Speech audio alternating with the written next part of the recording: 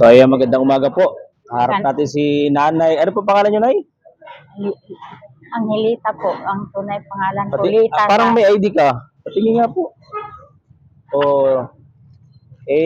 Dumaan po ako sa barangay hall. Nadaanan ko dito si Nanay. Dali lang po, basahin natin dito. Ito po yung pangalan nyo, Angelita Victoriano Villamarzo. Ayan po. Senior Citizen ID. Ilang taon na po kayo, Nay? Hindi po yan, senior citizen. Ano po ito? PWD. PWD ID po pala ito. Sa bayan po namin, sa Taytay, Palawan. Ilang taon na po kayo, Nay? 60 na yung kuwan. Pa 60 pa lang kayo. Kaya pala, PWD ID pala ito. Nandito yung logo sa taas. Sabi niya dito sa sulat, may dala po siyang sulat, oh. Sir, ma'am, magandang umaga po sa inyo. Ako si Lita. Hingi lang po sana ng inyong tulong dahil po isa po ako sa hindi na po makapaghanap buhay. Kung inyo pong pagbigyan,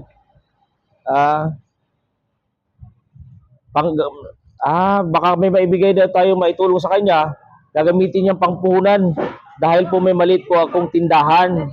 Kaya po ano man ang inyong maitulong, maraming salamat po at malaking tulong na po ito sa katulad ko na hindi na makapaghanap buhay. Maraming salamat po, sana kaawaan kayo ng ating Panginoong Diyos. Nagmamahal, Angelita Victoriano Villamarzo. So, kailan pa kayo naging ganyan? Ano? Mag 5 taon na ito. 5 taon na? Na hindi na ako makalakad. So, ilan po ang anak ninyo? Bali, 4 sila. 4 po. 2 sa Ginlo, yung ginatuluyan ko doon. Pero may sarili akong kwarto, tapos doon din ang tindahan ko na maliit. Ano mga pangalan ng mga anak mo? Sila Alex. Sino pa? Alicia. Alicia. Sino pa? Jisa. Si Jessa. Sino pa po? Dalia. So, mga pamilyado na po sila. Opo. May mga apo na rin po kayo. Mayroon na po. May mga dalaga na nga ako. Apo. Ano po kayo? Balo kayo? Nag-alis ako sa bahay. Naghiwalay na ako doon. Asawa ko kasi ginamalupitan mo ako. Hayaan mo na yun. Ibig sabihin buhay pa siya ngayon. Oo. Kayo, pinayagan ba kayo ng mga anak nyo na pumunta rito sa pundasyon? Hindi nga po. Kaya ayaw nila na maglakad ako. Sino naman ng mga apo ko kasi kaya daw. Hindi naman po nakakaya dahil kayo po ay dapat pumunta sa Municipal Social Welfare Development Office. Kaibigan ko yung boss doon, si Ma'am Nati to, si Hunyo. Ma'am Nati, dito siya sa Barangay Poblasyon at dito po siya nagpalipas ng gabi. Sino naman po naghatid sa inyo sa terminal? Yung kapitbahay po namin na may top down. Sinong kapitbahay na yan na may top down, mga kapuso? Si Jaime. Jaime. Hindi ko lang alam mga apelyido kasi bago pa lang man ako dyan sa Ginlo. Saan ka po dati galing? Galing po ako ng Kawakayan. Ang mga anak mo wala sa Ginlo, nasa Kawakayan. Ang isa doon sa Kawakayan, ang isa sa Malaya, ang dalawa dito sa Ginlo. So ibig sabihin ikaw nagstay ka sa Alacalyan? Dati. Ngayon sa Ginlo na. Hoy Jaime, kung napapanood mo ang video na ito, nandito si Nanay Lita na dinala mo sa terminal. Hindi, yung anak lang po niya. Anak ni Jaime. Bakit naman? Magagalit yung mga anak ko pag nalaman nila na nandito ka. Paano? Ang hirap ng kalagayan mo. Pero yun nga lang ang kanyang kahilingan po.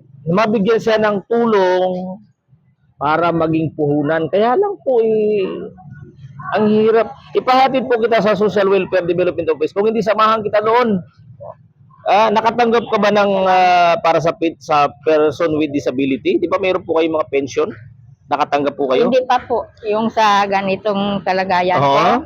Yan. Ay, meron pa eh. Hindi pa po. Kaya nung buwan lang ng April yan. April ka lang naging membro. Nakaraan na bigayan, hindi pa ako nakasama. Saan po ba yung tindahan mo? Doon sa Ginlo po. Meron ka. Sino nagbabantay ngayon? Baka wala na naman. Wala na nga po. Napurdoy kasi. Oy! 3,000 lang man ang puhunan ko. Sa mga kaibigan ko dyan, Kay Mami Chloe, baka naman, Sa mga kaibigan ko dyan, baka may sobra-sobra kayo. Pa-blessing nyo na kay Nanay. At alam mo na, meron akong kaibigan na taga Switzerland. Switzerland, si Ma'am Evangeline L. Mendoza. Kausap ko ang gabi, napakabait po niyan. Sa totoo lang po, may bibigyan kaming ng regalo, pero hahatiin ko sa inyo. Hahatiin ko sa inyo yung regalo Maraming nila at salamat ibibigay ko sa inyo. Paunang, aba, Nay, anong ipapayo nyo sa mga, sa mga anak? Sige nga, magbigay nga kayo ng payo.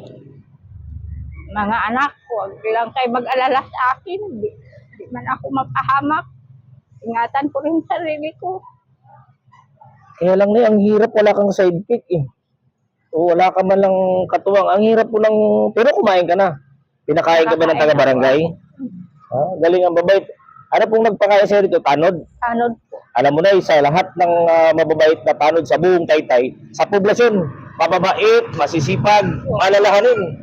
O, yan po yung mga tanod namin dito. At pag pumasok kayo sa barangay poblasyon, wala kayong matuluyan dito pag napunta kayo sa Taytay, sa poblasyon, lalo na pumunta lang kayo ng barangay hall, hindi kayo mapapahamak at siguradong safe kayo dito, makakatulog. Ikaw, patunay na maganda yung naging kalagayan mo dito. So, ibigay ko na yung sinasabi ko sa iyo na galing sa aking kaibigan.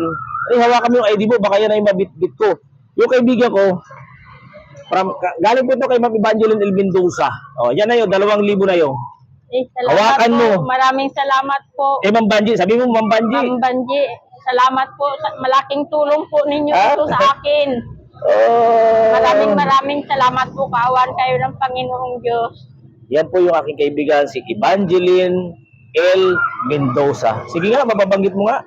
Evangeline L. Mendoza. El Mendoza. Ayan, isa pa oh. Evangeline L. L. Mendoza. Mendoza. Ayan, Ma'am Banji Ito, Maraming salamat si nanay po nakatawag ng pansin ko dahil dumaan ako dito sa kalagayan po niya. Deserve po niyang makatanggap ng pamaskog galing sa iyo. Ito na po. Kagawad, ano pong pangalan ninyo? Makita ng mga anak ko po. Ang pangalan ko na sa Facebook, Emmanuel Gadiano de Leon. First time po maging barangay kagawad sa barangay poblasyon. So, hindi ko alam na bakit tinutulak akong pumunta rito sa barangay. Sa totoo lang po, ako'y maglalaba. Inutusan lang ako ng asawa kong bumili ng sabon. Kaya lang, hindi ko alam kung itinutulak ako ng mga anghel na ikaw po pumunta ang rito para talagang anghel na malaking tulong para sa akin. paano ka makakauwi mamaya? Ipahatid kaya kita ng truck ng barangay mamaya o kaya hanap tayo ng makauwi ka. Pero bago ka umuwi, pumunta ka muna sa Municipal Social Welfare Development Office, At para matulungan ka, kung maaari mamaya, samahan kita kay Mayor Christian. Pakisulat po ng pangalan nyo. Baka hindi. Meron ng ballpen dyan, mga kaibigan. Kaya kung minsan, hindi rin nila kaya busy rin sila sa... Kilala po ba niyo ito? Si Malo po yan po yung reyna ng mga tanod po dito sa amin.